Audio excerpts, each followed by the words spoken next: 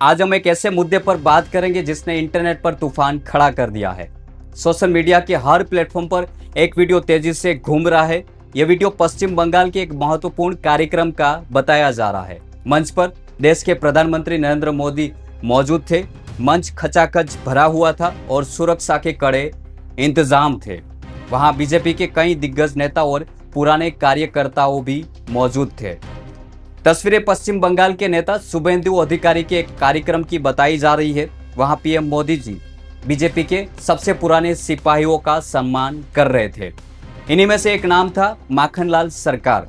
PM Modi ने मंच पर माखनलाल सरकार को शॉल ओढ़ाकर सम्मानित किया।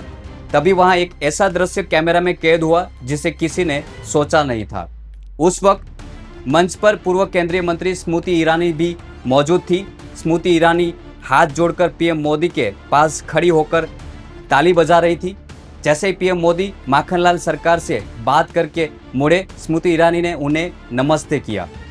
वीडियो में साफ दिख रहा है कि उन्होंने एक बार हाथ जोड़े, फिर उन्होंने दोबारा नमस्ते करने की कोशिश की, लेकिन ठीक उसी वक्त पीएम मोदी का ध्यान दूसरी तरफ चला गया।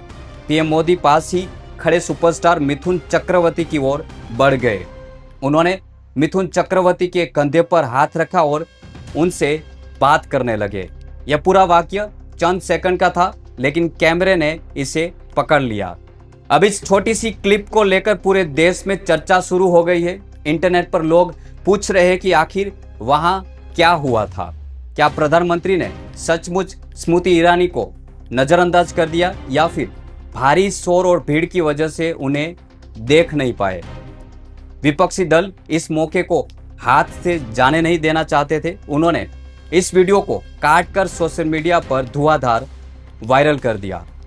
दोस्तों, मेरा नाम है दिनेश जाला और वीडियो में आगे बढ़ने से पहले आपसे एक छोटी सी रिक्वेस्ट है। अभी तक आपने हमारी चैनल को सब्सक्राइब नहीं किया है तो तुरंत कर लीजिए, क्योंकि इस चैनल पर आपको भारतीय राजनीति से जुड़ी सही और निष्पक्ष जानकारी पहुंचाई जाती है।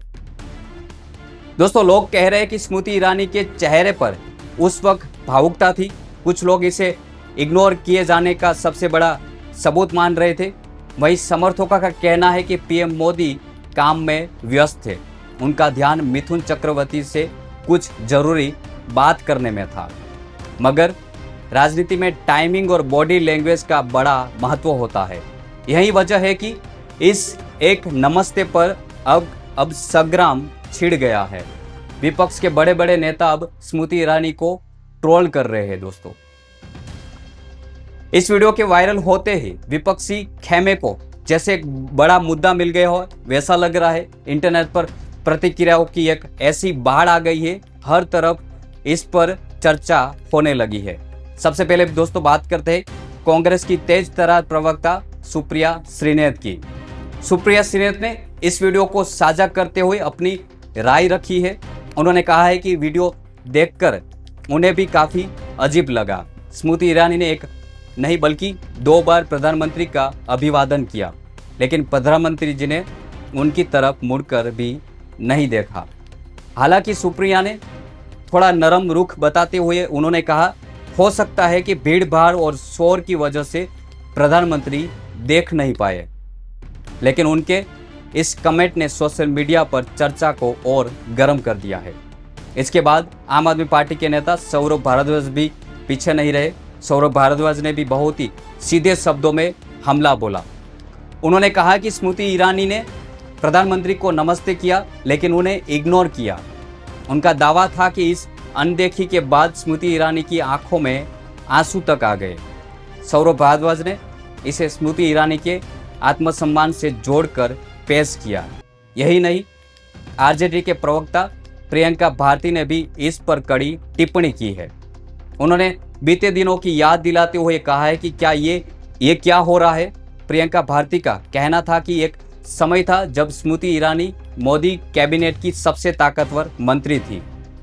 जब भी राहुल गांधी या सोनिया गांधी पर हमला करना होता था तो स्मृति ईरानी ही सबसे पहले आगे रहती थी। लेकिन जब से वे अमेठी की चुनाव हारी है, उन्हें हाशिए पर धकेल दिया गया है।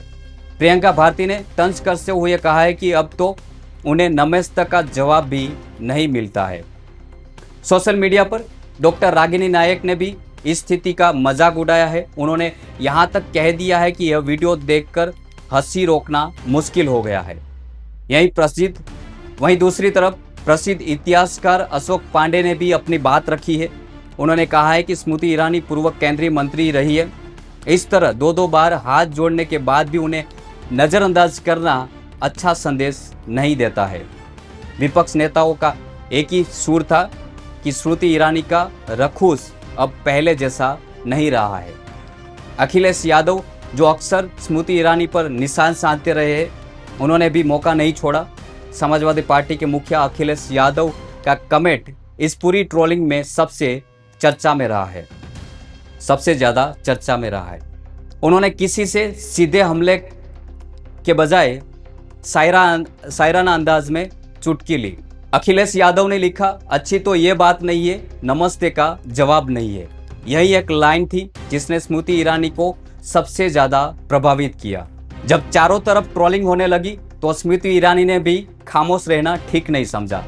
विपक्ष से हमलों का जवाब देने के लिए उन्होंने भी सोशल मीडिया का सहारा लिया। विशेष रूप से अखिलेश यादव के नमस्ते का जवाब नहीं वाले तंज ने उन्हें प्रतिक्रिया देने पर मजबूर कर दिया। अखिलेश यादव ने जिस शायराना अंदाज में चुटकी ली थी, स्मृति ईरानी ने भी उसी अंदाज में पलटवार किया। स्मृति ईरानी ने पोस्ट करके लिखा है, क्यों इतना परेशान है, क्या कोई इम्तिहान है। इस एक लाइन के जरिए उन्होंने सीधे तौर पर अखिलेश यादव और विपक्षी नेताओं को संदेश दिया। उनका इशारा 2027 के उत्तर प्रदेश विधानसभा चुनाव और आने वाले राजनीतिक चुनौतियों की तरफ देखने को मिला। उन्होंने जताने की कोशिश की है कि विपक्षी बेवजह एक छोटी सी घटनाओं को किस तरह से मुद्दा बना रहा है, लेकिन स्मृति ईरानी का यह जवाब उनके लिए राहत के बजाय नई ट्रोलिंग का कारण बन गया। अब इस पूरी घटना के बाद कुछ बड़े सवाल तैर रहे। क्या वाकई बीजेपी के भीतर पुराने दिग्गजों की जगह अब नए चेहरे ले रहे हैं? क्या चुनाव हारने के बाद नेताओं का कद सचमुच अपनी ही पार्टी में कम होता जा रहा है? ये भी सवाल उठ रहे हैं। प्रधानमंत्री मोदी जी हमेशा नारी शक्ति और महिलाओं को राजनीति में आगे बढ़ाने की बात करते हैं। उन्होंने महिला आरक्षण बिल को लेकर देश भर में रैलियां की और वोट मांगे। ऐसे में स्मृति ईरानी जैसी वरिष्ठ नेता को अनदेखा करना क्या कोई बड़ा राजनीतिक संकेत है? हालांकि यह मुमकिन है कि वहां बहुत ज़्यादा शोर था और पीएम मोदी का पूरा ध्यान मिथुन चक्रवर्ती से बात करने में लगा हुआ था। राजनीतिक कार्यक्रमों में अक्सर ऐसी मानवीय चूकें हो जाती है, लेकिन क्योंकि यह वीडियो स्मृति ईरानी से जुड़ा हुआ था, इसलिए चर्चा होना लाजमी है। विपक्ष का काम सवाल उठाना है और वे अपना काम बखूबी कर रहे हैं, लेकिन अंतिम फैसला जनता के हाथ में होता है। आप इस पूरी घटना को किस नज़रिए से देखते हैं, कमेंट में अपनी राय जरूर बताइए और जाने से पहले हमारी चैनल को सब्सक्राइब करना ना भूलें। मिलते हैं बहुत जल्द ऐसी ही जानकारी के साथ। जय हिंद।